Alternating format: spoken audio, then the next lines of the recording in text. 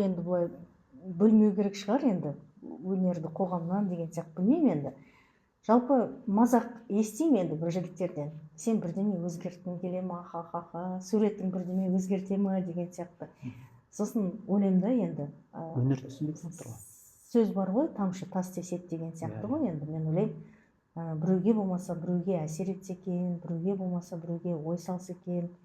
Осы суретті көріп отырған жігіт баласына хабарласып алимент төлесе екен, қашып жүрген деген сияқты ғой. Ол телефондарын өшіріп блокқа тастап қашып кетеді. Сол қашып жүрген жерінде осы әлеуметтік желіге кіріп қалса, мысалға осы суретті көрсе екен, аяса екен, ойланса екен деген сияқты.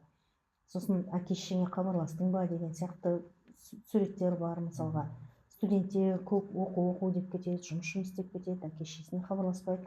Сол адам барлығына ой салып енді жүрмін ғой.